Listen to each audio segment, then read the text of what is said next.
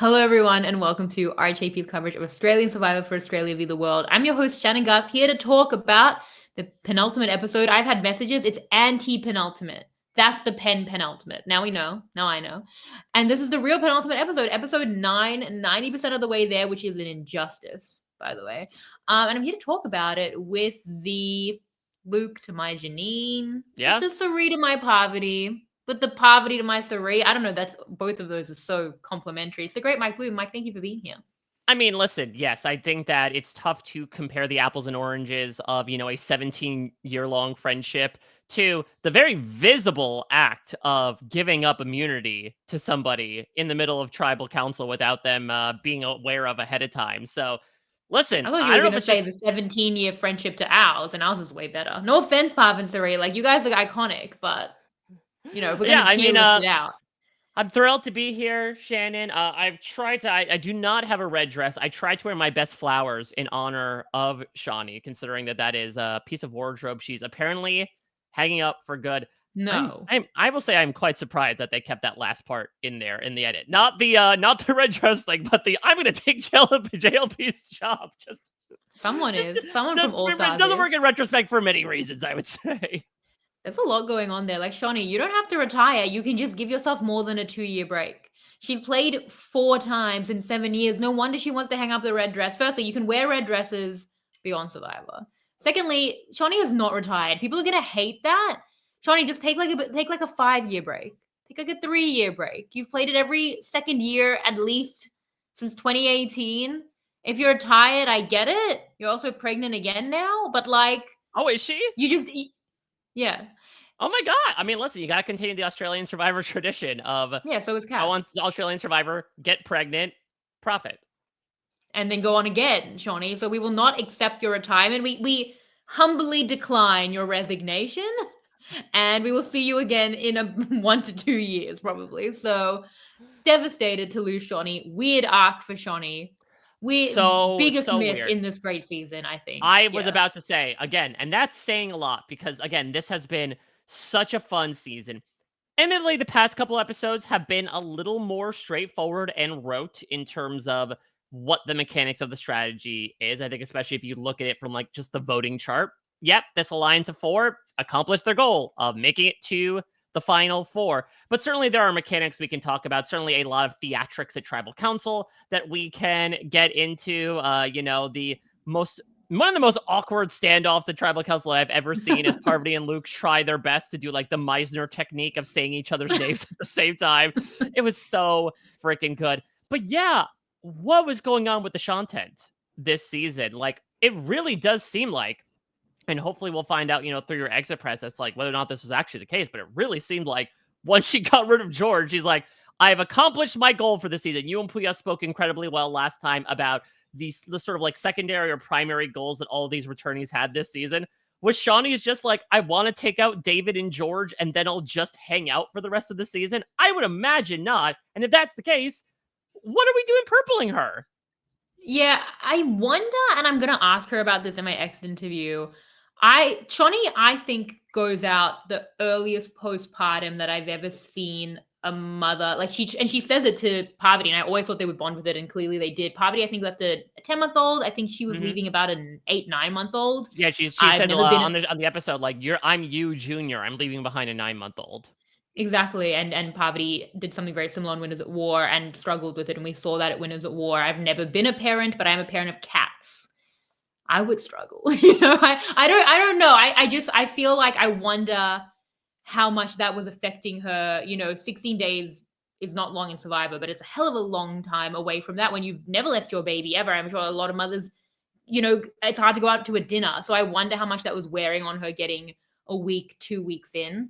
Time is passing in that season. It kills me in a good way. Like, it's so funny. And I say this with love for Luke. Luke has gone jungle crazy. Like, it's so funny. Like, but it's been 2 weeks. Like, it feels like he's descended into madness, but it's just been a couple of weeks. I always think about Brad Culpepper in the finale of Game Changers, and he's wearing the potato sack, and it feels like, he's become like a cult chief leader. It kind of reminds me of the Lord of the Flies episode of The Simpsons, or probably just regular Lord of the Flies, which I'm less familiar with. And I feel like Luke he's like, crazy Luke. I'm like, Luke, it's been like 11 days since you've been in civilized society. You know what I mean? Like, let's get with it. So time is passing. Maybe it was wearing on Shaunie a little bit. That could be the case. I mean, I think it also might come down to the golden rule, not the golden god of Australian Survivor editing, which is like they will have a main storyline of the season that almost always applies to the winner. And if you are not a part of that main storyline, then you're not really going to be a part of the season. And I think right now, the storyline is sort of like Parvati consistently fighting with her back against the wall from the very first tribal council. And Shaunie wasn't necessarily a part of that. Even like this big swing, which I'm intrigued to get her thoughts on, that she takes, back in episode 6, was not necessarily against Parvati. It was against Suri. And so I do think that maybe it was just her not getting involved in all that stuff. And we'll get into the dynamics in this episode that led to her being on the outs not only strategy-wise, but content-wise. But again, the Shaunie confessionals are so much fun. And I loved her going full Johnny Appleseed and just trying to turn people as much against each other by talking all about endgame chances. As much as you professed the very logical idea that some of these people just want to see the final day of the game. Listen, it's not great when someone comes up to you and says to you, like, yeah, there's a chance you might not even make it there. And so, she was trying to make things spin. She was trying to spin straw into gold. But of course, the big question is going to be, why did she want to get straw in the first place when she had chances to get gold for earlier in the season? Yeah, I mean, I think her arguments here were good. Everyone out the door has great arguments. Lisa had great arguments. Tommy had great arguments. She's like, what's going to happen at 4? They're also like, what happens at 4? Janine's like, tricky spot there tomorrow. We fight for it? Yeah, we have to think about what's going to happen with that. She made really good points. But I think that it's interesting because I feel like her relation with Parvati was set up as something really important. And again, just fully dropped, even though it was clearly there, as we see in this like maternal synergy and bond that they had. They know what they have with Shaunie. They opened the season with Shaunie on the runway with the Shantum. They're still doing the Shantum, but I'm like, I actually need a little bit more than the Shantum now. Mm-hmm. So yeah, I feel like that the Shaunie storyline went nowhere. And I don't know that I'll have enough time with Shaunie in the next interview to ask and wonder about where she was, but I'm interested to get into it with her. Yeah, I mean, listen, 20-something confessionals from Shaunie is better than 0 confessionals from Shaunie. So listen, we're greedy for the Shanten. We want in more. But again, that's a small nitpick in what otherwise has been a very solid season so far. I know that it seems like, again, the gameplay is becoming a little more obvious. We'll get into more of the nuances from it. But listen, people love Heroes versus Villains US. And that post-merge was pretty much just dressed up pagonging with a Danielle DiLorenzo boot in the middle. So sometimes it doesn't matter what is necessarily going on and whether it's a blindside or not. It's more so about the content we're getting. And to your point, the antics of crazy Luke and, the continual standoffs between, in my opinion, probably the top 2 contenders from an edit perspective to win this game. I had a great time getting to watch this. Yeah, they spun straw into as much gold as they could with this like obvious Shaunie boot, and Luke was as well. Like, this is what I want to talk about with Luke. Luke was doing things that don't make sense based on the fact that he does nothing here. Like, again, he made Parvati tear up her note. He gives Janine the necklace. He's like, he's, where is he going to play the idol? All of it is kind of pointless flash. Now, there is validity to pointless flash. And him even just winning the challenge, I do think is important because he's going to come in as the underdog story. He's already been painting about how that's like harder than just being at the top, and which I do like. It's harder, I think, mentally, but like it's also hard to maintain things from the top. And Parvati's done so well, but it's a different story. And he said that as well. It's about having a different story. He's going to be the underdog who's won 3 challenges, which will be the most, even if maybe he doesn't 4. win the next challenge. Well, even if he doesn't win it, it looks like he's wanting to go to fire. So he's hopefully going to have fire under his belt as well. And hopefully not, then his pants would be a lit. Yes, liars. But he barely lied. Liar, pants on fire. But I think what he should have done, can we talk about this? Sure. The pointless flash has its validity because he'll talk about it. It's fine. It's better than nothing. It's claiming a narrative at Tribal Council. I think that's what it primarily was doing, was him being like, okay, I mean, and that's why I think one of the, again, questionable things that he did at Tribal Council was when Parvati's like, I could use this idol for me or Suri, and Luke's like, well, I could use this one for me or Shaunie. It's like, who is this appealing to? Who is this looking good for, Luke? Certainly not you when you throw that offer out and then you don't do it. Yeah, he shouldn't have said that, and then he should have used it for Shaunie. There's a game-winning move for Luke here that I think that and the thing is, you can't say that it's too much because he even talks about in 2019 he had this big brain move at the final five. We Yes. look at like Averna, we look at a Natalie Anderson who have these idols at the final five and who do a lot with them. Here's my game-winning move for Luke, and the crazy thing for me about Luke is that he can make this move without having a conversation with anyone. The building blocks are all already set up. He doesn't need to have one conversation. He just needs to make two different decisions, how he plays the idol and how he votes. So here's what the building blocks that we have.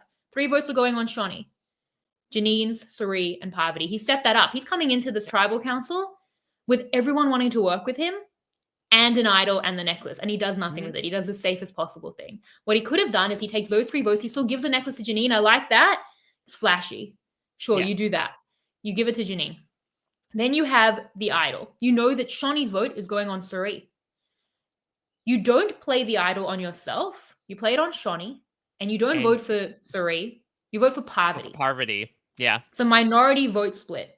Then what has happened is 3 votes have been negated on Shaunie, and Parvati's going to do one of 2 things. Maybe the Shaunie idol play will trigger her to play on Suri. Now, I don't think that Parvati should do that. It's very nice that she wants to go to the end with Suri. My Micronesia loving heart. Believe me, I get it. It's very nice. But what she needs to do is just get through this round to get to a Final Four endurance challenge that she's the odds-on favorite to win, to get to a final tribal council that she's the odds-on favorite to win. But maybe out of an abundance of loyalty to Suri and trying to read what Luke is doing, because we even see in Luke's mind, he was like, if I play the idol and Shaunie, I'll vote for Suri. So she actually would be reading what Luke was actually thinking of doing and saving Suri. So she might do that, but no, you've split it. Luke's 1 vote could send Parvati out of the game. She has not received the vote yet. That 1 vote could do it. It would be the best move of all time. Then you go down to 4, easily vote out Suri, and you sit with Shaunie, who you've just saved, and Janine, who you've protected with the necklace. You've won the entire game. And not to mention, if Parvati somehow does the unthinkable and is like, I'm going to show how great I was by not even using this, it was a bluff the whole time, then the vote's tied 1-1 between Suri and Parvati, and then you and Janine would seemingly vote out Parvati on the revote. No, that'll never happen because he'll have saved Shaunie. So she'll know that votes are being negated and she needs to save one of them. Yeah, I guess that's true. Yeah, that's. But I mean, on the revote, you could. But she would say, so Parvati would actually be deciding who goes, because it would be a minority vote split with the 1-1. If she plays it on herself and Suri goes, that's still okay.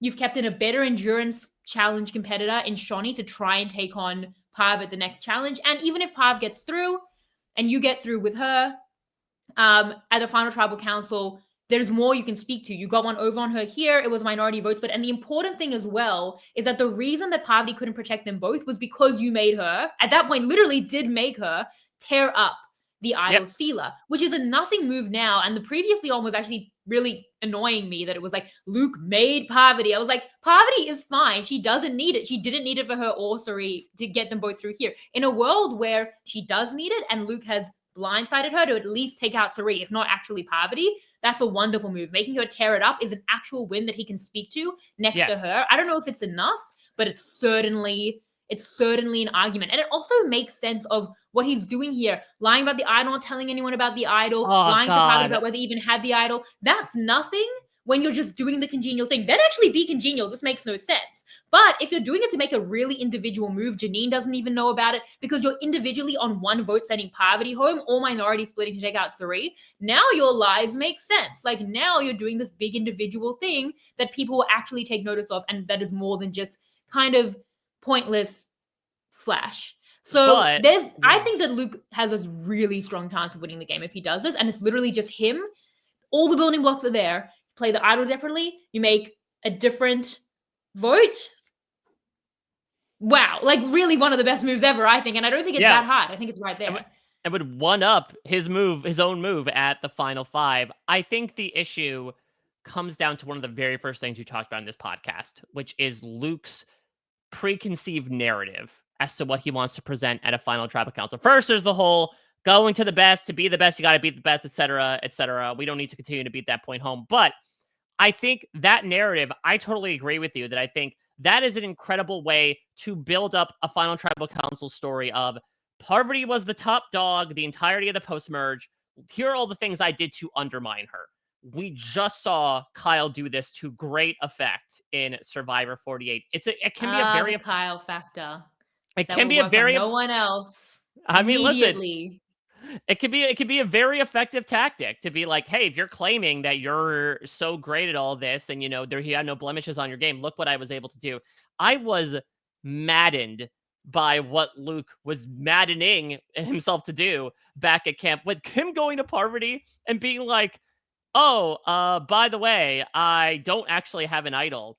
And her reply to, "So you tricked me," dripping, saturated with venom, is like, Luke, why are you making this problem so much worse for yourself? He had immediate regrets last time about telling Parvati that he had the idol, and he just continues to dig this hole deeper and deeper by being like, not only did I make you get rid of your advantage, but I actually didn't have anything. So we could work together right now, Yeah, right? Out little of the trick, sake of little trick. out out of the circle, And then he's crazy Luke. listen, I'm I'm like, be completely crazy, Luke. Actually vote out poverty. That's the like, do it. He's like, I could do something crazy. I'm like, freaking do it. I'm completely straightforward, except for that time where I wasn't straightforward and I let you rip up an advantage in the game. But this time, I swear, I'm on the straight and narrow. I mean, this is nowhere better represented than the conversation between Suri and Parvati, where Suri, again, I think following a very logical line of thinking, is like, there is no way you know about Luke having an idol and Janine doesn't. And Janine's like, listen, maybe Luke wants to go to the end with the idol in his pocket, pull a Marianne and be like, ha ha, see, I didn't need this thing. And then Suri points out, but he told you that he has the idol. That undermines any argument he could have made whatsoever. So let's talk about Well, ultimately, yes. but can we Go ahead. talk about undermining poverty? Because you mentioned that compared to what Kyle just did with Joe. And I didn't get it at the time. And I wasn't high on just undermining Joe. Kyle is a special kind of player with a wonderful read on a very specific jury. And Joe is a very specific player Mm-hmm. who, in some ways, could talk to what he was doing and in other ways couldn't. That's not poverty. If anything, going up at the end against Parvati, who has 2 rounds of different experience in pitching her case, is very different. I think and again, like, I didn't get it then. So I'm never going to be on the undermining train. And I was wrong then. But I did say many people will fall into this trap. They think that they'll be able to have their cake and eat it too. Simply undermine the person rather than having to take them out. But the crazy thing for me with Luke is he doesn't even have what Carl might have had, which was like, but I also want to be loyal to Joe. I don't want to lose Mm-hmm. votes out of loyalty. Like, who would blame Luke for taking out Parvati? That wouldn't look bad. There's no reason not to do it. Like, he's so focused on just getting to the end. But this wouldn't make him less likely to get to the end. If anything, he takes out that big immunity threat, and they still have Suri as a huge shield. So who you would want to take out. And then he would definitely, I think, have a great chance against Shaunie and Janine, who he's protected both of them. So there's no downside. With Kyle, I thought he should have just taken out Joe. But there was a bit of like, well, then will Joe not be a fan on the jury? Like, there was this weird culture and loyalty Mm-hmm. mentality that I think. No. Did you hear Surrey Tribal Council? She's professing a little bit of that as well. And obviously strategically. I mean, this is a woman who took the Oh, necklace I from mean, like, yeah. I Eric. mean, I think that the eye roll that Sarah was giving on the jury was very much giving like, Surrey, we know you at this point. Kirby might not. Yeah. I know you at this point. Like, Yeah. this is absolute bullcrap. This is you trying to be like, let's everybody calm down. Let's stay the course right now. I'm not going home. Going into this tribal council, I'm still not going home. Right? We're all being loyal to each other. So Rhee's idol is that, and she does that so well, is like the relationship building and, saying that it's all about loyalty. We're doing something differently here. And it's all completely self-interested, which I love from Suri, because that's not how she's ever played the game in the wealth of experience that she has and the like tea, and well, not the tea, but the receipts that we have for her in her game. But yeah, I mean, I think that just undermining your opponent will not work. 99 times out of 100, we've seen the one. Just undermining Parvati will never work. Like, that's not enough. I don't even think that's enough that even if Suri had done it. Like, I think Suri's, played a great game too, but I think Parvati's just played such an amazing game, comes in with such a massive target and such a massive reputation. And I also think that Luke would lose nothing from taking her out. It would make his pathway as easy, if not easier. Like, now it's at a 2-2, and it would give him just like such an amazing winning pitch. And in a season like that, I think it's not about like that loyalty culture that 48 had. It's about the flash that Parvati has had. And if Luke wants to play a real underdog game, he's selling himself differently to Parvati, or he could make the best on that underdog game, absolutely shoot for the fences, do a move here that's right here for the taking, and then I think would be unbeatable. And even at the Final Four, then do people want to take him out because he's made such a big move? But Suri is such a good shield. Suri is like such a good shield, so. And Janine is still not turning on Luke, even if he does it. So, he has fire anyway, I think. So that's the other thing is that, I think that there's going to be a little bit of a tease. It's like, will Janine turn on Luke? I mean, that was a very public display at Tropical. It was by far and away the best thing that Luke did in this episode. It's not on the level of like, AK and company being like, Sharn, do you swear on this holy Bible at tribal council in front of the jury that you will go to Rocks next time? Or that you will vote with us in exchange for us not going to Rocks. But like, he does tell her, do you promise that you will, take me to top 3? And she says yes, and he gives the necklace. That is something that could very much be used against Janine should she pull that off. So I completely agree. It would turn the situation from a 2-2 into a 2-1-1. I mean, I think what Luke should be operating under is that fear of what happened in 2019. She already relived it in the form of losing that immunity challenge, but this idea of like, he had nobody. That's the thing about a Final Four vote that I am hoping certain people get the chance to watch and witness and remember that Final Four votes can be fun and they can be very engaging and interesting to talk about when people get the chance to vote at the Final Four. Who would have thought? But I think, well, with Luke as well, he's working in a season that should behoove him because people aren't looking to take out big threats. They're just looking to get to the end.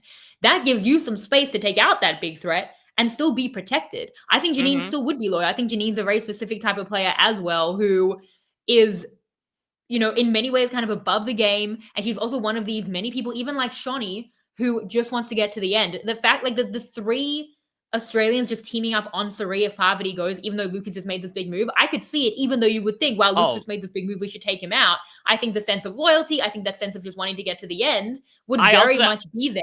Because there's power to operating in the space where everyone just wants to get to the end and you're the one actually taking out threats, but are protected by the fact that other people will be loyal to you and just go to the end with you. If Luke can be the one person to capitalize on that, that would be amazing. But instead, he's just falling into, no, I'm just looking to get to the end. So he's not capitalized, I think, on that space and opportunity that he would have.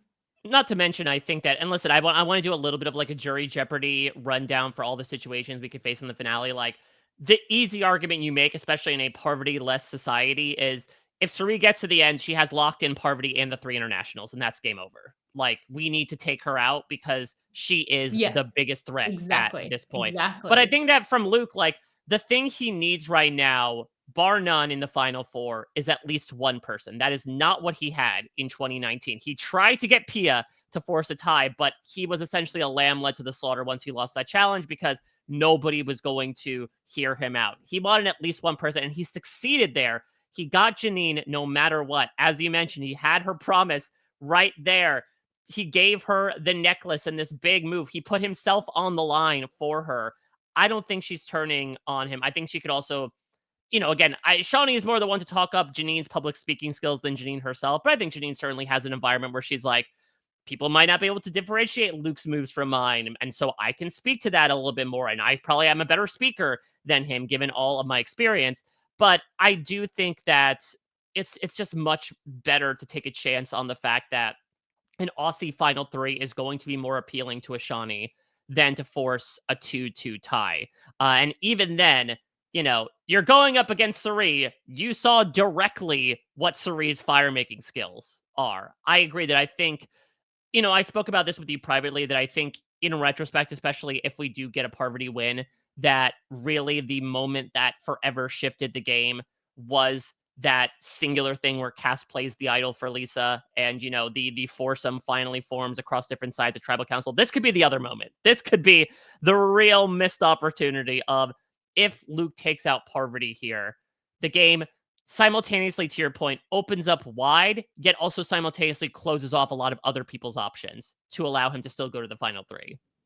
And the thing, if you might ask Parvati, would you ever play that on Suri? And she's like, no, it was always going to be on me. Like, maybe you can't take out Parvati here, and you've let her get to the point where she has an idol at the Final 5, and then a very good chance of winning at the Final 4. But this does something, and the minority vote split takes Suri out from under her, and then he can always say, now he will be under. And then as a backup, he is Kyle style, undermining her to say, I made her tear up the idol stealer, and then she couldn't protect Suri. She wanted to be here with Suri, and she's not because I did that. And I actually think that would be a pretty powerful argument, even if you can't get rid of Parvati. So there is something there. And it is really interesting that this whole end game is built up in this four-person alliance. We saw it come together with Janine.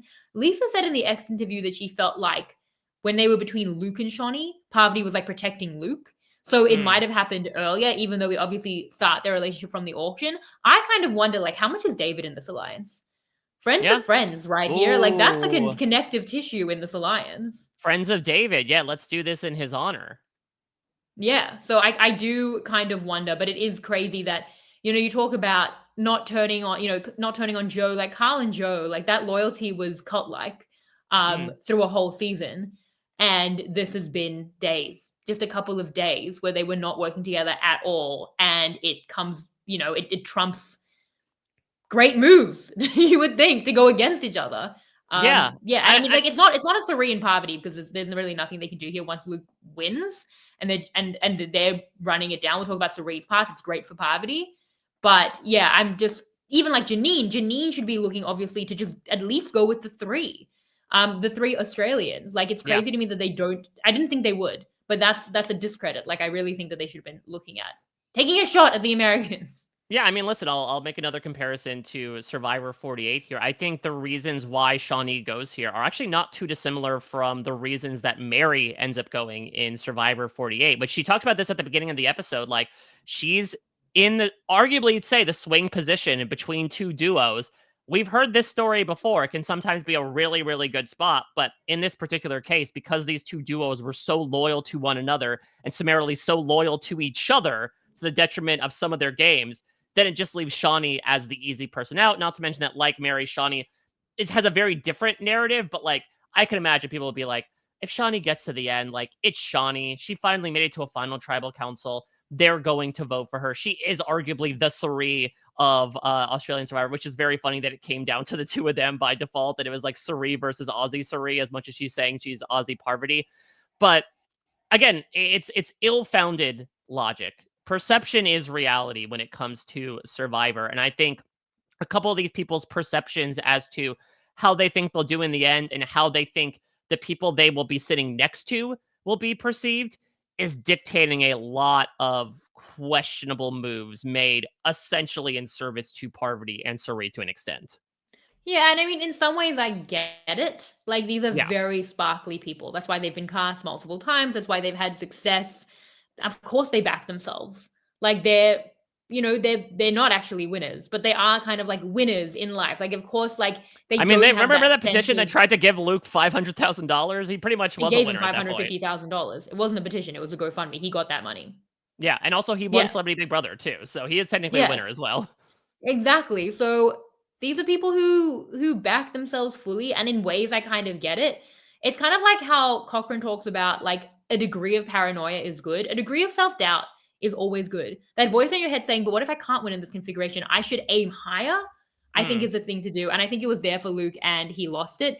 But I feel like Suri has a more interesting path. She's always going to struggle at a final round, especially if she can't make fire, which I'm hoping for redemption. However, hoping that practice kicks in, well, it's been a week since she did it and lost. So that's a concern. And she's like not likely to win a final challenge. She had the challenge that was probably best for her in Micronesia because it was about like holding little things, and she's a nurse. And even so, lost it at the end there. What is Suri's best path? Because even if she went with the internationals, which was not a route afforded to her because they didn't kind of bring her in on like something possibly happened with Parvati, and then she kind of had to lock in with Parvati, and then they get rushed out the door. But even if she goes with them, like, do they take her to the end? Does Lisa lock in? And like Lisa said in the X interview that she was still trying to reconcile like where to sit with Suri. Like, she obviously knows she would lose to Suri, but there is that like extreme loyalty. Even that just gives her fire. Is having Parvati as a shield at 4 the best possible course? But then it's like Parvati probably wins that challenge. But is the chance that Parvati loses the challenge, even if it's a 10%, is that her best bet?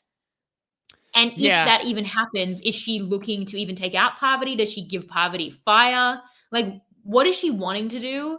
And what is the best path for Suri in what's always a tricky final endgame here. Yeah, because what's interesting is that we do get at least, some of the logic that Luke and Janine are espousing, which is this like, we want to go specifically to the end of Parvati because to beat the best, you want to beat the best. We know that Parvati very much wants to go to the end with Suri because of this mentality of like, I want to finish what we started. It should have been us in the final three. Yeah, I want to rewrite the history that made me win when I might have lost. Like, I respected Parvati, but I don't get it. I respect it. But we haven't gotten yet Suri's perspective as to why she wanted to go to the end with Parvati. Because I agree. Again, we'll go through all the scenarios. Suri's best chance of winning would be if Parvati wasn't there. Again, she would have a guaranteed 4 votes locked, if not more, game, set, match. With Parvati there and her there as well, there's a chance that a la Micronesia, again, talking about finishing what should have been started, they may split the votes there. And so, again, it's that difficult thing. I mean, that's the crux of Survivor, is that her biggest competition, the one that stands the biggest chance of her specific jury votes, has been locked in with her the entire game. So, yeah, is it this idea of she is just too appealing of a target to take out at 4, despite the fact that she can win at 4? And if that's the chance, why not try to, I mean, again, Luke is going to, I guess, make the move to sort of wipe Janine off the table, but then, like, why not get rid of Janine? Go with the strategy of who's the best shot to take out Parvati in that final immunity. Shaunie's good at endurance. Let's keep her in there and instead go for someone that, Jason style, Shambo style as well, like the least likely to help accomplish your goal of making Parvati lose that challenge and therefore leaving her up to risk of going. Well, I don't really blame them here because Parvati has been told Luke has an idol. He does have an idol. He will end up giving the necklace to Janine and then like wearing his own idol, even though I think that the plans were pretty locked in. But I think that their hands were tied at that point. I blame Luke and Janine because I think that they have an option there, especially Luke, who comes in with so much power into this tribal council. So I kind of get it for them, but I think more like on a macro sense for Suri, I don't hate, it's not great, but like the idea of Parv will be a bigger shield than me, and that's how I get through that final challenge, by having that shield. If she loses the challenge, it's a big if, but it's my shot. I don't hate that. My concern is like, that's not what she's looking to do. She's always wanted to sit with Parvati. That loyalty goes beyond even best interest, and she thinks she can maybe beat Parvati, which I don't rate as highly. So I think that's my concern. My concern as well is also that they would, even if like Janine wins immunity, that they would still vote for Suri because she's a better fire competitor, because they seem to have, Janine has been really close with Suri, but Luke seems to have really locked in with Parvati. So yeah, I don't know even if she has that shield. And I also don't know that she's looking to use that shield.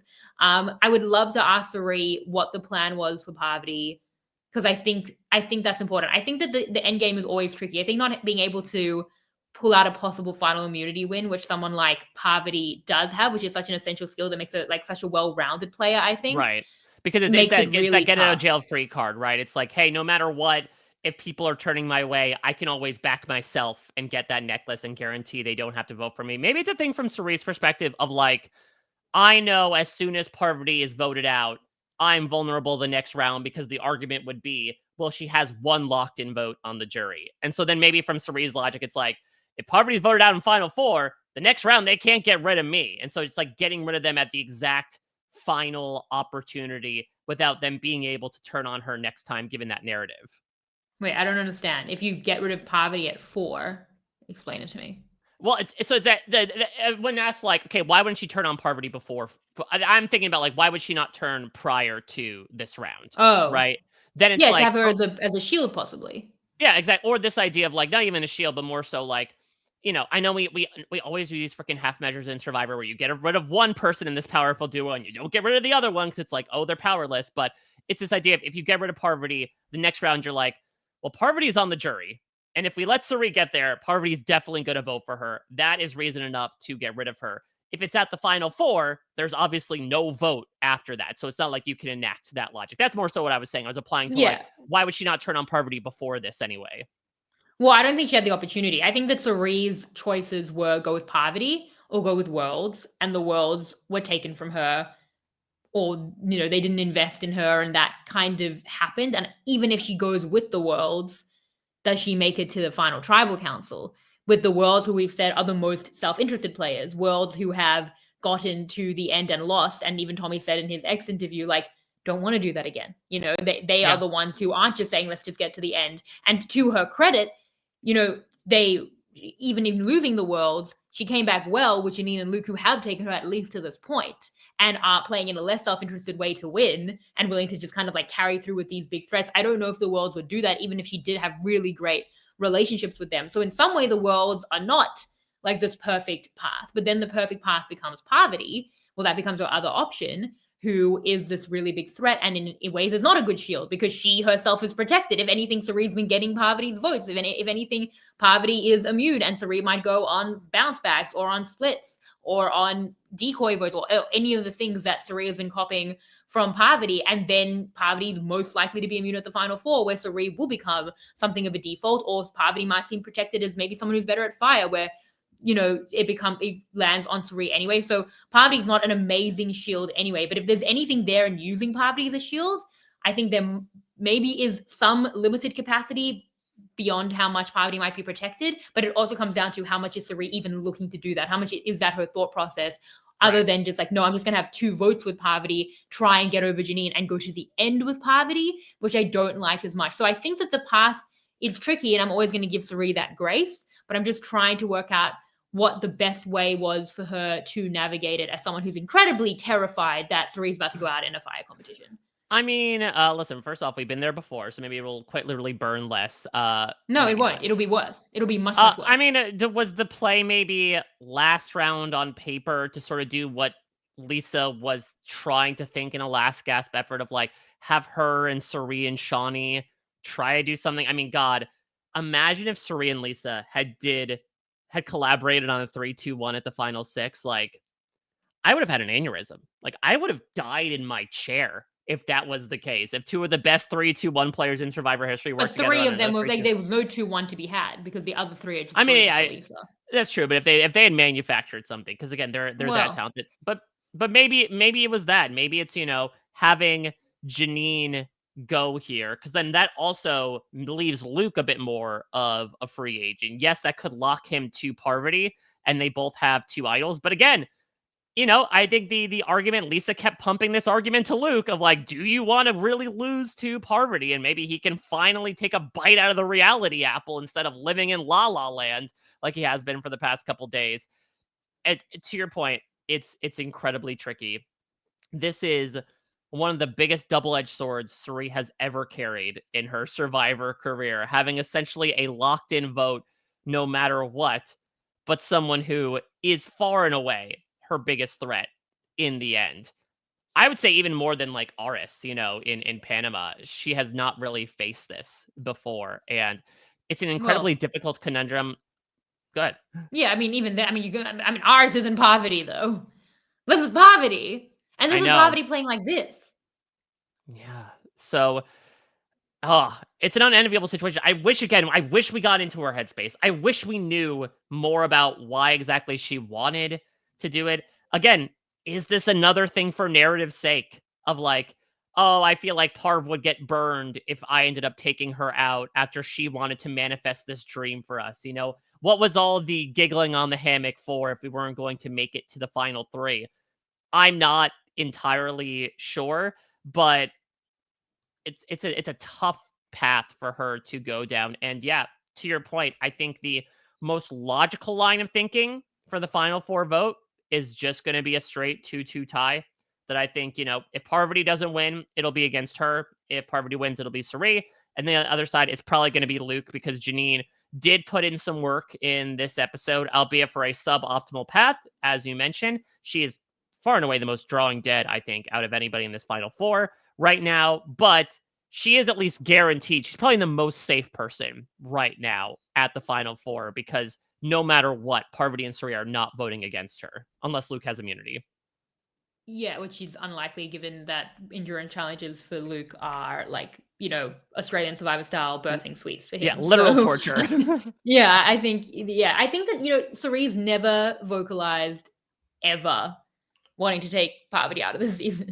I've just kind of assumed I held on with an iron grip to her first confessional where she said Parvati won her season. I thought you wouldn't let that happen again. But actually the way she's acted has been completely loyal to Parvati. And I think other than just that loyalty, which is an issue in and of itself, there's also the fact that where a big theme of the season we've said has been on allies with different priorities having to pull each other over. And Cirie had a lot of that early. She was winning a lot of that.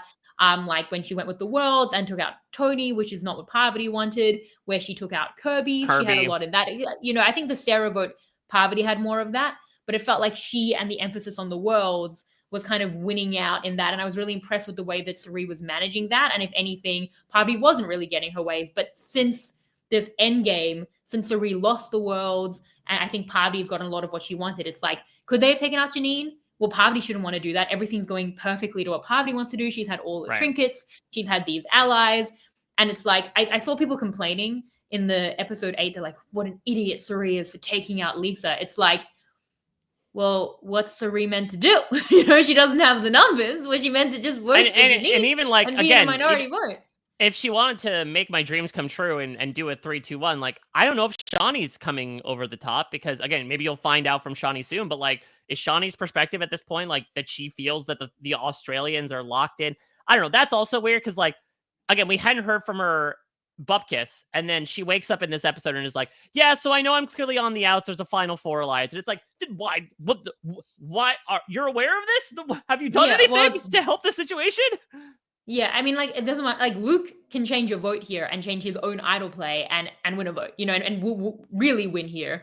So, like, Cirie can't change her vote last episode and keep Lisa in the game. Of course, she wanted to, but she hasn't had the power. So it's not been about kind of the wrong decisions. It's been about being neutralized, having less power, having to hold on, having to just, like, run it down with Parvati. And then it becomes, what does that look like in an endgame where Parvati is probably protected? And how are you making the best out of that situation, which is tough. And I'm not blaming the game. Like, in some ways, like, that's on Cirie. Like, if Cirie can't get these things done, it's kind of like what George always has. Like, George isn't going to win a final challenge and he has to find creative ways to get around it. Cirie did get to a final 3 once, but then it was a final 2. Cirie might have gotten there further in Panama, but Terry had the God idol. There's been other things. She might have gotten there in game changes, but they were idols. But in this season, it's not. This is the first time.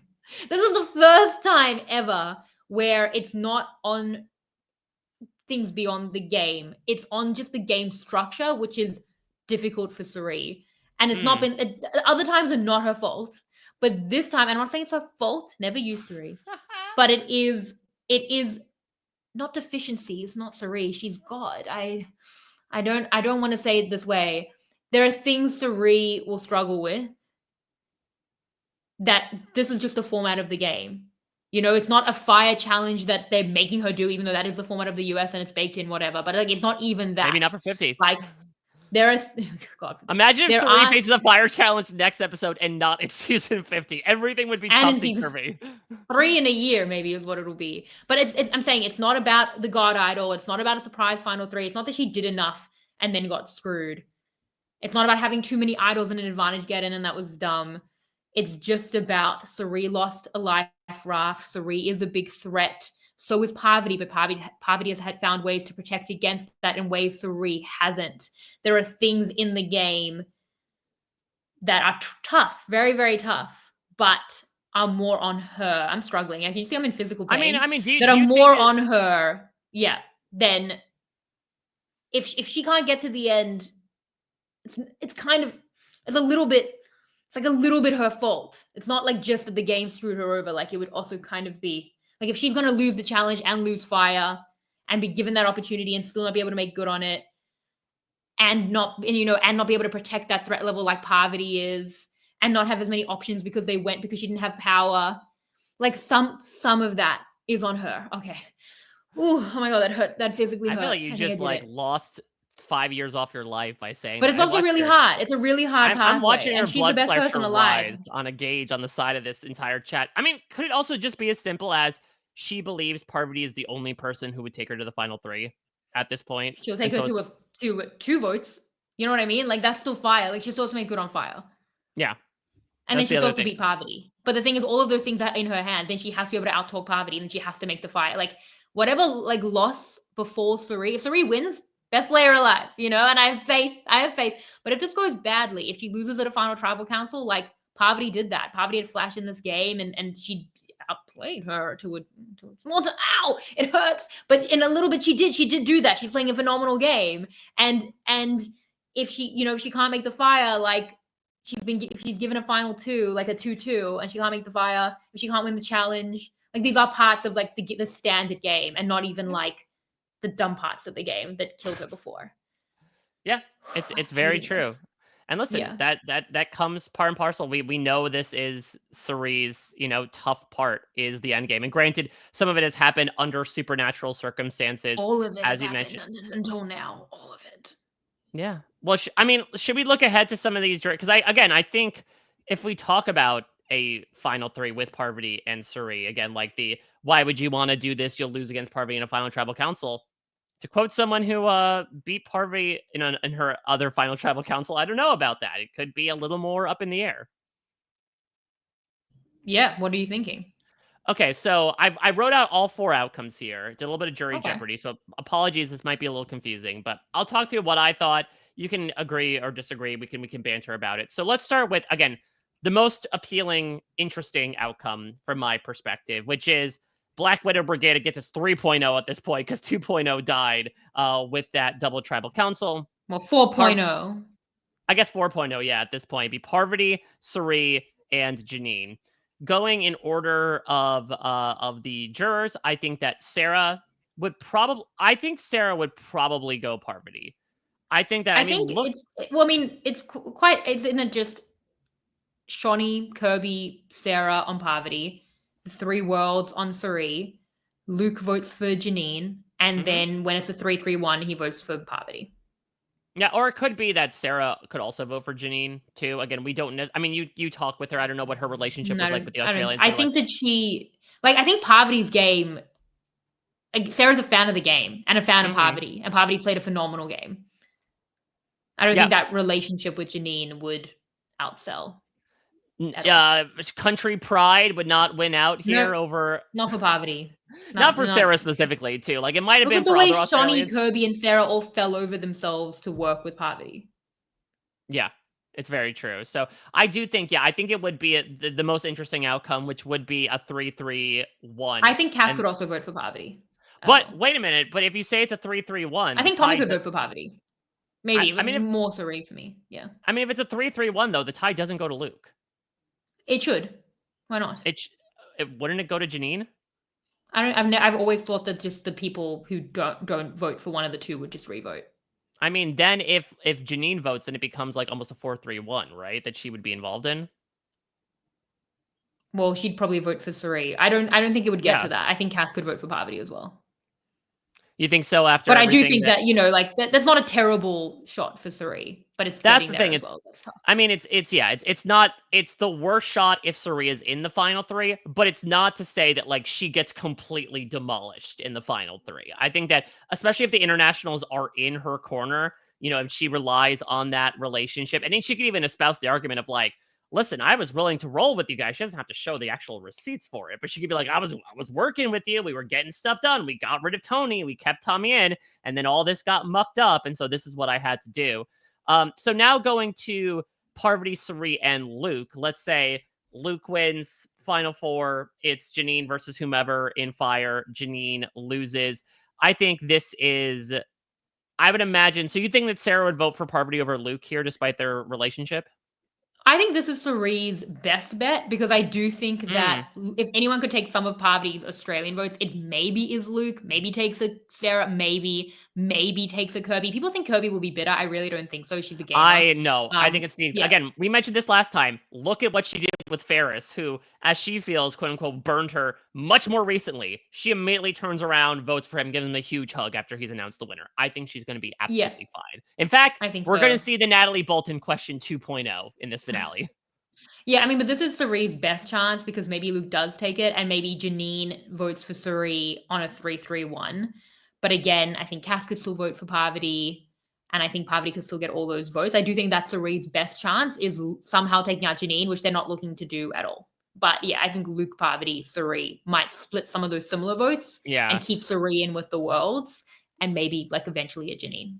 Yeah, because I think that Sarah, Kirby, and Shaunie, I vacillated between whether or not they'd vote for Parvati or Luke, just given like their specific Probably Parv. relationships. Parvati, Luke, and Janine. This is the cleanest sweep for Parvati. I think that Sarah, Suri in the Sarah, worlds. yeah, Suri in the And worlds. I think Shaunie might vote for her. Kirby will vote for her. it, Sarah might vote for Luke. That's probably the only exception. it might be unanimous. It might be a clean sweep. Tommy might vote for Luke, maybe. But like, Luke didn't go with him and when he definitely should have, so maybe not. Which would be wild because that would give Parvati, assuming that she doesn't get any votes at the final four, that would be a perfect game. Yeah, I could see it. I could definitely see her unanimously winning that. Yeah, and then the last option would be the Parvati less option, right, which is Suri, Luke, and Janine. I think that this will be a Luke versus Suri battle, but I think, as I mentioned before, Suri's got assumingly the 3 internationals, and she's got Parvati on lock. At least 4-3 at the very least. She could have Kirby. Could have Kirby as well. Yeah, I think Lisa will be advocating for her. I think that's a Suri win. So that's it. So she does. So there's a path if she wants to do it and if she can do it, which is a big if. So, I mean, that's something. That's a shot. But again, I think it does dispute some of these people that are like, Suri's drawing dead. What is she doing by keeping Parvati in the game? I think her options are more open than you would think. It's not ideal. It's far from ideal. So unfortunate that Parv is just so locked into winning that final immunity challenge. Like Janine's maybe is definitely the best other option to win that challenge, but like Suri's not going to, Luke's not going to. Like Luke has really struggled on those endurance challenges. So I want to talk about Parvati, who's been so brilliant. And I haven't podcasted since like the week started, so I didn't see like the reaction. I haven't podcasted since I've seen the reaction to her bluff and everything. Yeah. I just want to mention this here, and maybe we could talk about it with Rob as well. But like, I was really shocked. People were like, "That's cheating." I'm like, "That's lying. That's bluffing." Like, it was crazy to me that people like such a big reaction to it was, "Is this in the rules?" It's like she's not trying to like. If she goes up to Jonathan and is like, "I'm playing this to take Cass's idol," Jonathan will say, "You can't do that." But she's not trying to do that. She knows she can't. She's saying to Cass, "I can take your idol," and not showing anything. That could be a blank piece of parchment. Yep. You know, I don't know if you can hand over idols at that stage of tribal council, but if you were to go up to someone at camp, be like, "I have this parchment, I can steal your idol, give it over," and they don't ask to verify and give you their idol, like you have that idol, that's a bluff. And it's funny because the people doing it that we like, the people we reference are Tony and Rob Bentley. Ironically, the 2 people that she has feuded with in the season. Rob made up an advantage that didn't exist. Exactly. He didn't even need no one asked to verify anything. That's a bluff. No paperwork. He's allowed to do that, and it's brilliant. Well, not to mention, like, how far removed is this truly from people who make fake idols and wrap it up in real paperwork? You know? Exactly. Like, you're just if you want to, if you want to make up a fake thing, and the thing is, like, Parvati could have been caught out. It takes one person saying, "Let me read that." Yeah. Jonathan, is this allowed? Okay, well, let's see what the parchment says. And she gets found out. No one asked to do that. It's the pure power of the bluff, the same way someone might do with an idol or make up a fake advantage. Anyone can do that at any time, and anyone can verify anything. No, she cannot go up to Jonathan and say, "I'm trying to play this." At that point, Jonathan will step in. At the point where she is using something, the same way Jonathan would say, "This isn't a real idol," and throw it into the fire. At that point, it's being used. Of course, then it is verified. But she's not doing that. She's having a conversation with Cass, which she's allowed to do. So I didn't even think to address why you're allowed to bluff on Survivor. I mean, I think that, you know, to a certain extent, people were like, I mean, first of all, people felt a certain way about Cass, but I think secondly, it's also like, you know, for all we know, like Cass didn't even know that advantage existed. So how could she have known that knowledge is power would possibly be coming? Would she have done something differently? And like, again, this is the difference between Survivor and Big Brother. Big Brother, there is quite literally a man who talks over the loudspeaker saying, "You are not allowed to use production as a strategy. You are not allowed, even if you win a power, you're not allowed to make up like how long it lasts or what it can do." Survivor is really open. It's carte blanche. It is quite literally a blank sheet of parchment that you can do anything with. And so, yeah, I think that Parvati, God, just weaponized that moment so incredibly well. I think that because the internationals were so flustered by everything, it was incredibly quick work on her part that once Cass pulls out this idol, which I don't know she even would have ascertained could have happened whatsoever, because Cass has kept this a secret to everybody, assumingly. She then immediately reaches into this and is like, well, now I'm going to steal it. And it was a performance that was so good. It had all of us at home being like, she's not allowed to do that. Like, oh my God, OP advantage. What the hell are these Australians doing? Like, she was able, like, I honestly think this is wild to say, considering this woman has now played the most amount of days of any, Survivor player. This might have been like the most impressive move she's ever made, because it just. And I think so. Go ahead. Oh no, some people didn't, I think, understand the effect, and I think we talked about this on the recap, but like the effect was, I will steal it unless we're like collaborating to do something together. Like, I won't steal it if you just don't play it. You don't need to, ally. But then it became, oh no, I'm just playing it on Lisa, but are we both good with that? And it was like, sure, Yes, I'm good with it in a different way than you think. So it kind of created this congenial, it brought leverage to the situation. If Cass is taking out an idol, she has all the leverage to do everything she wants.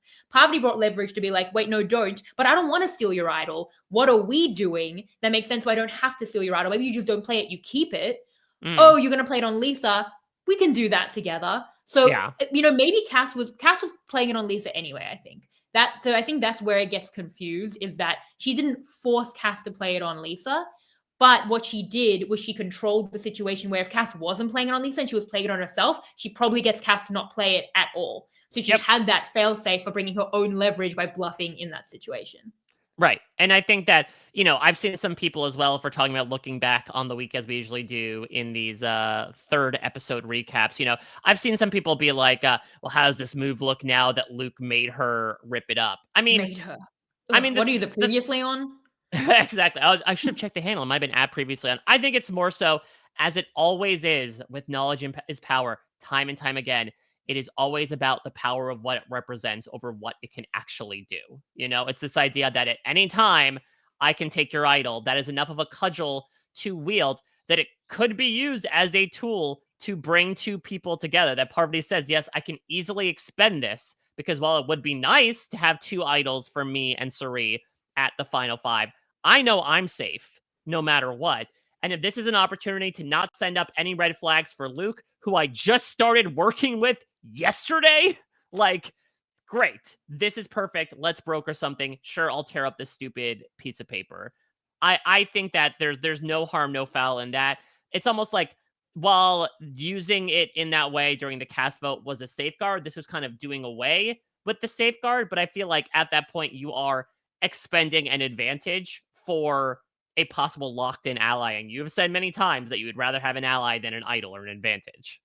Yeah, 2 allies. And the thing as well is, like, Luke can use that to, maybe take out Suri here, maybe take out Parv, but she would have to not play it on herself, so I think that's a big if.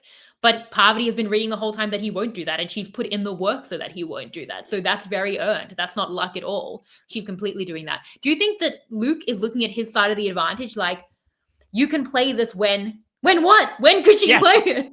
Exactly. They're like, oh my God, why did I tear it hot dog style, not hamburger style? Yeah. Oh my God, I need to see the bottom half of the advantage. There's just one side. You can play this when cast, but before they cast, after they cast, when is she keeping that a secret? Do you think he looked at it and was like, you couldn't play this? Yeah, like, and she was like, now wait a minute. Little trick. I'm filling in the context clues here. I can see the writing in front of me. Yeah, imagine if it's like maybe the two of them will sort of like Wonder Twin powers activate, like put the halves together at the final 3 to be like, see, we didn't need to use this advantage. We definitely the two of us, because we both had a half of it. I saw a lot of people like, wait, but can Parvati still use it? Like, no. But that's not the point. The point is she doesn't need to use it. Like, the point is that she assured herself to get here without Luke exploiting her, read it well, used it to build allies to get her to a final 4, possibly a final 3 where she won't even be voted for. Luke has been saying that, and I honestly believe he could do it. That's the beauty of it. Like, just because Luke asked her to do it and she did, doesn't mean he's winning that interaction. She wants to, if she wins the game on it, and we do think it could be unanimous against Janine and Luke, then that was best for her. Like that's just a calculated risk that she's calculated perfectly. Mm. Yeah, I was Let's talk about surprised by that. Okay, let's it's talk. just like it's just funny. It's like that's never been introduced in the game. You know what had never been introduced?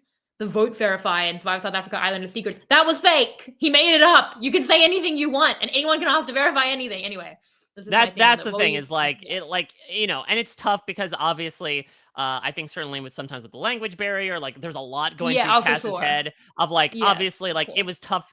If there was a steel-minded player, maybe a George type even would be like, call Parvati's bluff immediately, react that quickly. Not everyone's going to do that, but again, it's something that she was able to exploit.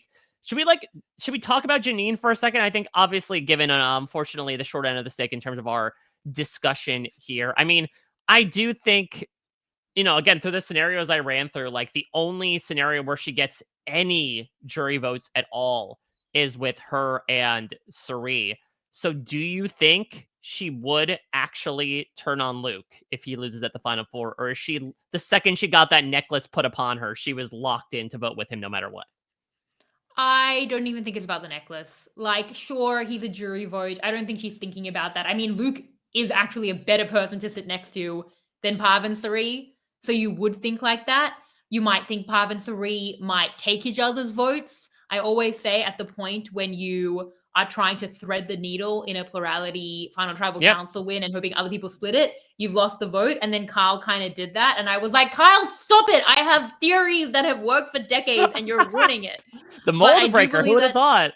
I do believe that to be true, Moza. And I said with Kyle as well, like Kyle was winning outright. Like it wasn't, but it Yeah, was I kind of think we funny found out looking. after the fact Yeah. that it wasn't necessarily that. It was more so that Kyle had these great relationships that we just Yeah. didn't necessarily dig into as much. But I do believe even on we literally had a plurality final tribal council win, and it wasn't because 2 and 3 took votes from each other. Like if Yep. anything, like 3 kind of took some votes from 1. Like it just would have been a bigger win for 1 who was going to win. Like who always had those 5 of 10 votes. This was Survivor South Africa. It's a journey. Global Survivor's a journey. So I mean, firstly, she should think she should want to sit next to Luke, even if like, what's the point? I'm gonna get 1 vote that's gonna give me no more money from Luke on the jury. Like, if you're looking for just Luke as a jury vote, even though I do think like Lisa is a good advocate for Suri and maybe can like convince some worlds as well. Like, I think just looking for Luke's firstly isn't enough. Secondly, that 1 vote is meaningless. Luke looks like a better competitor to sit next to than you'd think Suri and Parv. Them splitting votes isn't anything. But it's not any of that.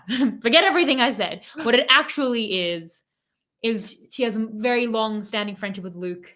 She's not voting him out at the final 4 again. Not that she did it last time, but he was voted out. She's not doing that. Like, he has this family, and Janine's life is very different. I can't imagine she doesn't give him the chance of fire. I can't imagine she ever deviates. It's not just a necklace. Like, I just think it's their relationship. They've always had, I think, a really lovely relationship. So I think Plus, again, I will say that I think Janine is really backing herself and her speaking skills. And so I think that this might be another reason why she personally is like, I'm fine going to the end with whoever, because I know that I can talk up my own game. I think the advantage of going to the end without Luke is that she is the Aussie representative. I just think, unfortunately, she is with a jury of people who are not necessarily nationalists and would not necessarily be like, all right, this is not heroes versus villains. Aussies are not going to vote for Aussies. Yeah, I pledge my allegiance to the nation of Suri. Anyway, I think this will be more like Cook Islands where the Aussies don't win. But I think as well with Janine, I don't agree with it, but I think that's better than being like Luke's 1 vote might be the difference. Maybe I'm splitting it. Like, I do think that just backing yourself on, because when she's got to this point, I think like set yourself up with the best possible final 3. But at the point where all the final 3s look bad and you're at this point, the hope is just no one knows how I can pitch. I'm a keynote speaker. I'm about to blow your socks off and no one sees it coming and I can beat anyone, because that's the point she's gotten herself to. Trying to, finesse the best final 3 of a final 4 that is not good for her here seems really pointless to me. Like, at that point, it has to be, I'm going to outtalk you so hard and no one knows it's coming, and I would sit next to anyone because that's how well I'm going to do. And it has to be that because that's the choice she's made, because that's the choice she's in right now. Yeah, who would have thought the 4th secret pillar of Survivor: outwit, outplay, outlast, outtalk. Maybe that's like the secret portion of the jury phase that we don't necessarily get to discuss, is that it all comes down to out talk sometimes in the end. It's not so secret. Survivor's a lot about talking. I think that is a very important skill. I just don't know that it's enough. And I think that Sari will talk very well. And I think that Parvati's had, extreme experience, has won the game, has won even many votes in Heroes versus Villains. So I wouldn't want to go up against it. But I think Janine I'd love to see it in a fun tribal council. I'm sure she will be amazing, but I just don't think that it will be enough. So, but I think that it was crazy here to go to the 2-2. Like, they had so much power. Like, I'm saying that Luke should do it alone, and he absolutely should, and he should not clue anyone in so that he has this move. He wins the game, maybe. He has a great shot even against Parvati. At that point, he has a good shot. But even Janine should be like, why are we not taking out Suri? Like, why don't we just go there with Shaunie? And hell, if you're looking for like, I want to put some. I mean, maybe it's like if I want to put somebody on the jury who could vote for me, if I have this supposedly great relationship with Suri, and Parvati also gets sent to the jury eventually, like, if it's an all Aussie final 3, I know who Suri's voting for. She might. And honestly, the only person they've actually talked about being scared about at the final tribal council is Shaunie. They've not said that about Parvati and Suri, really. Which is wild, they've said about again, beating the best. She hasn't. Parvati's been there twice. Shaunie's never been there. It's all speculative. It's all like, well, I think Shaunie would just show up, say a couple one-liners, and everyone would just gawk and vote for her. And again, not to say that maybe that wouldn't happen. Again, like, I think Shaunie was definitely underselling herself a bit with like, I have a fear of public speaking. Like, come on. No, girl. I see what happens. I know what happens when a camera gets put on you. Like, it's the exact opposite of stage fright.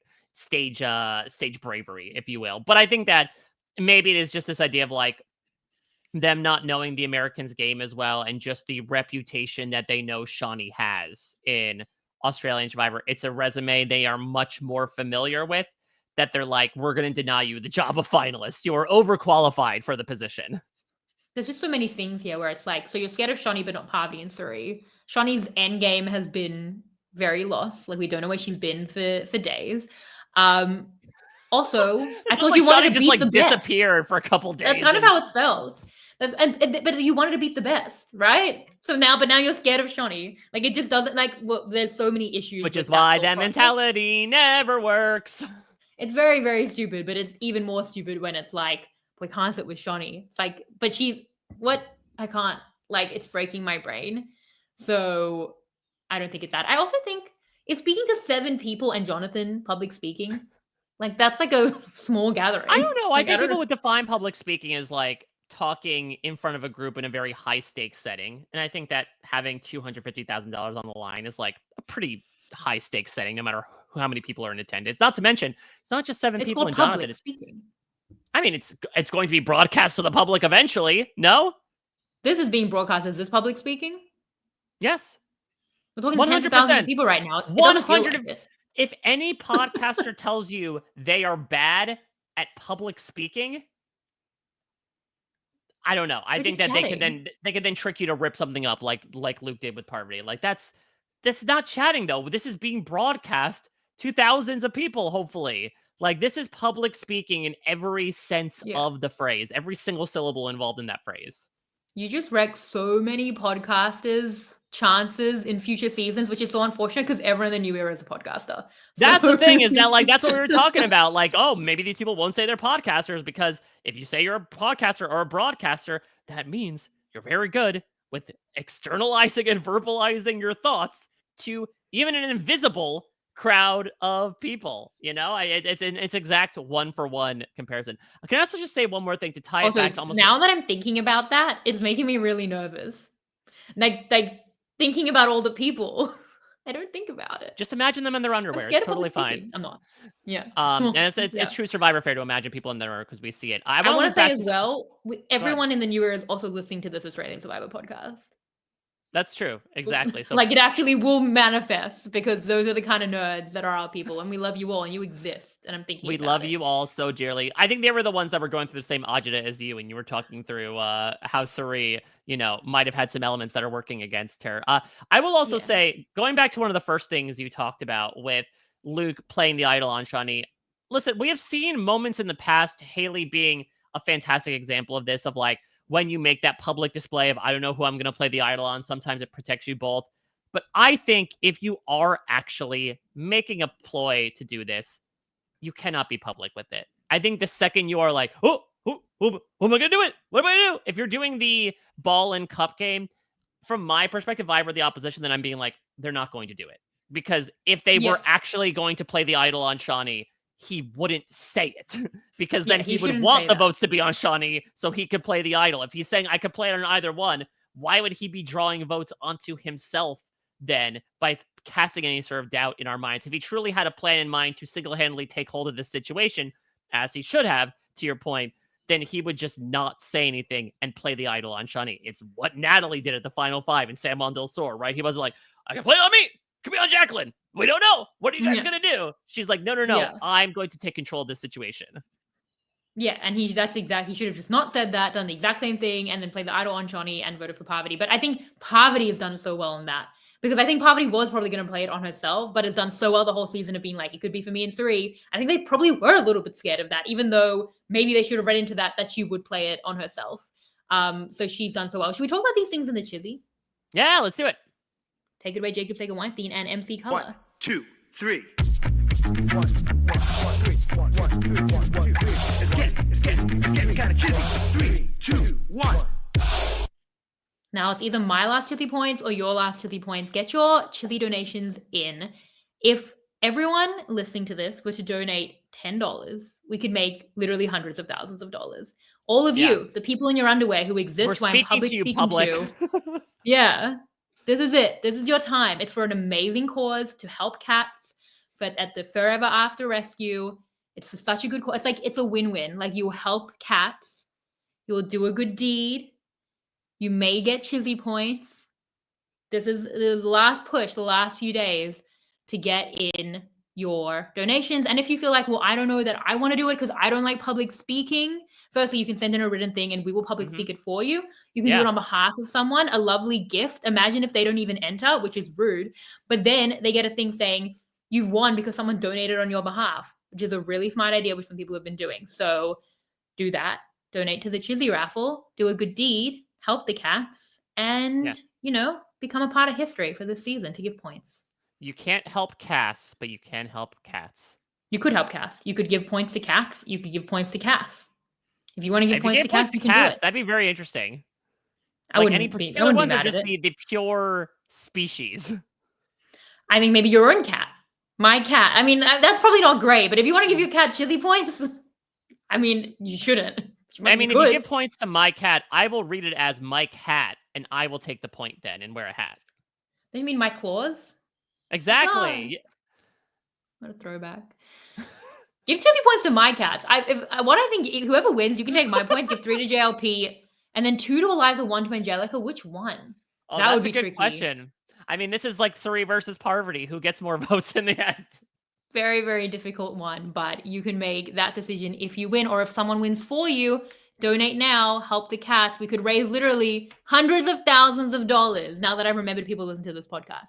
I'll give maybe my final Chizzy points. Maybe do you want to give it first? Do you want to give your points first? Sure. I am going to give...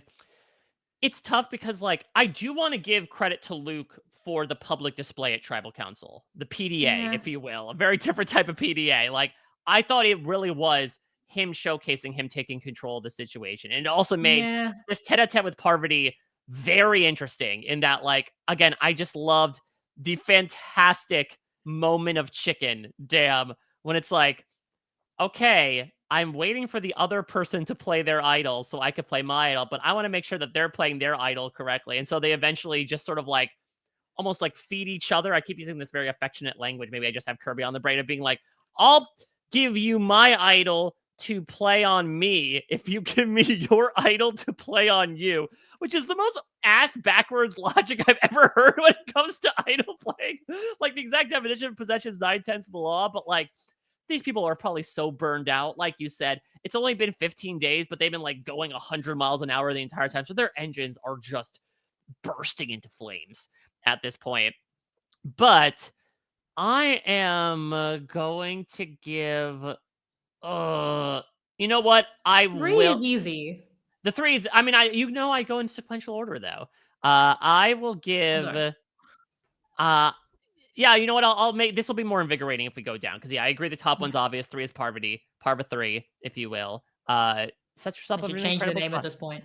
Exactly. This is, maybe the most trouble she would have been in, which is odd, because, this is the round where she was guaranteed to play an idol no matter what. But due to the relationships that she's banked on through very recent exercises of trust, she was able to make it through quite handily, still never receiving a vote against her. Suri somehow absorbing all the votes that are being Cerise's thrown had her way. 6 votes.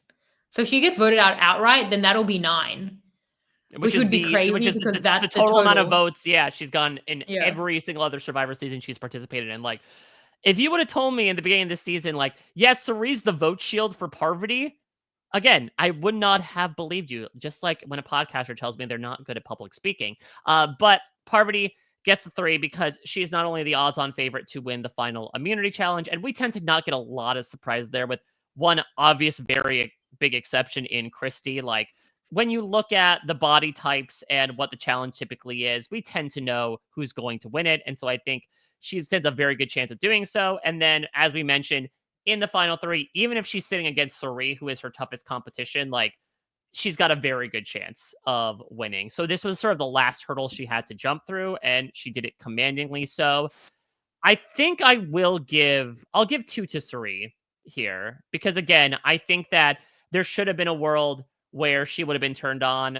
I think that maybe it's something she fortified with Luke, certainly something she fortified with Janine, and as agonizingly insincere as it was at Tribal Council, like, she was able to help everyone stay the course by talking about something that can be also very well weaponized in Survivor, which is the meta. This is something we don't talk about a lot, but is used incredibly well, all the way back to Survivor the Australian Outback, where Tina was able to help convince Colby to take her to the end in one of the worst decisions in Survivor history by being like, the bad people won Borneo. Do you want the bad people to win? And that influenced Colby to help take her to the final 2 and give her the win. This is something that people have been able to use a lot. Jonathan Penner, a storyteller, that's what he does. Talked about it to help flip Lisa Welchel back over to his side. And so I think Suri, even though, again, her path is unfortunately tied to a difficult one with Parvati, I do not think it's an automatic loss if she goes to the end with her. I think this is just, she's working the best with the circumstances that were given to her and the ones that she is looking forward to. It's very much like a steep step down from Parva 3. Like, if Parvati is a 3, Suri's like 1.9 or 1.8, and you're rounding it up to a 2. The 1 is what I'm agonizing over the most. I will give it to Luke here. I don't feel great about it. I was between him and Shaunie, and maybe honestly Janine too, for the move that she made to really lock herself in with Suri and Parvati. But like, again, it was the suboptimal path. It's not an absolute game losing move for him, but it was denying an absolute game winning move for him right here.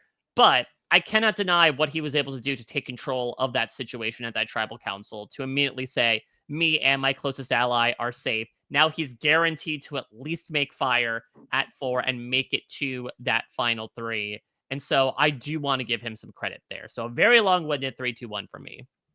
I will copy paste that 3-2-1. Parvati's, yeah, like, it's a masterclass. She's so good. Like, not enough can be said about how good I think this is. And like, while Luke could have taken the shot, she's read well that he won't, and she's built a lot of that. So it's a huge credit to her that he will make a bad decision. 2 to Suri as well. I was getting PTSD with all of the advantages. I was scared about it. Yeah, when she said, like, I feel a little naked right now, Jonathan. Yeah, exactly. Much like the people in the underwear listening to this podcast, maybe. Yeah, I think that she has a shot. There is something there. If Parvati loses a challenge, there's something there. She may get out of fire, or actually be able to vote Parvati out and have that shield, which could have been her best bet this whole time, even though it is a very tough bet. Yeah, she got through on the power of just her relationships and that story, as you said, even though she didn't have the trinkets, even though that is a very scary spot, and even though they should have taken her out. Why didn't they? So I think that I'm giving her 2 points. I'll give 1 to Luke. It's a huge missed opportunity. It's a massive missed opportunity. Like, if he does it, if he takes out Parvati or even Suri on the minority vote split and Parvati protects herself, it's a 30-point chizzy point thing for me. But, there's pointless flash there, although it does have 1 point, 1 chizzy point. And that does something. It's building the narrative, as we've said. And those are the points. As I said, donate to the chizzy raffle. We have a call-in show coming up, Tuesday night ET. and Wednesday morning Sydney time, 10 a.m. about. Where we'll be doing that for the patrons, where you can call in and speak to me and somewhat Chappelle, who's gonna come by. There's a finale event in Sydney at the Zetland Hotel to watch the finale. I don't think I will be there, but maybe. I'd imagine at most half the cast will be, right? The cast? No, Yeah, I don't 'cause think you- it's players. I think it's just like okay. fans. There might be some players who come. I don't actually know which players are coming. But definitely, I mean, like, of the Australians, only George is in Sydney, except Sarah, who's in Europe. So of the actual cast, it's like not a very Sydney-based cast. We should mention for people who this is their first season of Australian Survivor, no reunion for Australian Survivor. They've done it once, but it is just going to be. Well, they've done it a couple of times, I think. I thought they only did it for All Stars. I think they did it before that. Maybe 2018, 2019. 2018. Oh, you know, in 2018, yeah, because it was the Russell hat on the stool. You're right. Yeah, I think, and maybe 2019. Maybe as well. But yeah, they had a period where they did it, but they don't do that anymore. But they do similar to the new era. So it's going to be final immunity challenge, final 4 tribal council, final tribal council, and they do the winner reveal on the island. I'll spoil the surprise a bit as well. They typically bring out loved ones for the final immunity challenge to watch people. So that'll be. We'll do that here. I don't know. It's been 2 weeks. And that's the case. They might as well go full Winners of War and give everyone loved ones, right? Like, imagine they had to, like, keep all, 60 people in a hotel from all 14 members of this cast just in case a certain amount of them made it to the final 4 2 weeks later. I know Shaunie's partner and baby were there, and mother-in-law. Yeah. They were in Samoa. Yeah. So then I imagine that, we're going to get them coming out, and assumingly, when we get, it'll be a crowded stage because it'll be the final 3 and their loved ones waiting for the votes to be revealed. But there's not a lot of fanfare afterwards. Like, it's the mythical, metaphoric confetti falls. We'll get some final words, and then that'll be it. And then we get to luxuriate in the brilliance that was this season. Cannot believe it is over. Like, God. Gone in a freaking flash. And feels even flashier considering all the flashiness that has been happening over the past 3 weeks. But I thought you were going to say it sounds flashy because of all the naked people listening to our podcast. Very true as well. And now you can't get that idea out of your head, Shannon. That's how I've been able to podcast for the better part of a decade. And now you can too. But this has been honestly like the time of my life. I'll be able to do a bit more navel gazing next week once we actually have the entire season under our belt with the rest of the recap bitches. But like, what a beloved surprise of a season. Again, I thought, again, lower expectations are the key to happiness. Like, I did not know how this was going to go. I think that... What? That's crazy. Everyone knew it would be great. What are you talking about?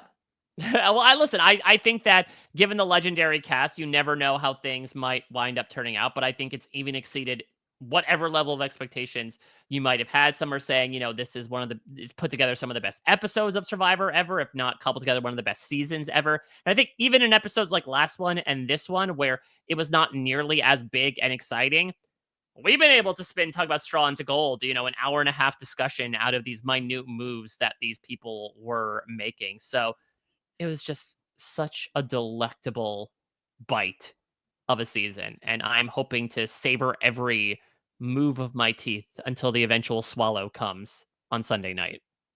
Disgusting. I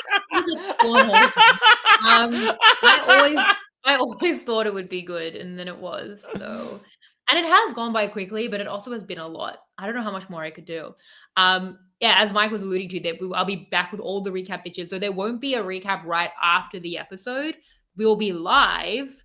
We don't know exactly the time. Look out for this. It'll be premiering on YouTube like that Sunday night of the 7th / Monday day, depending on like exits and stuff. We need to work it out. But like probably later ET and like more like lunchtimey Sydney time is what it's hard with all the...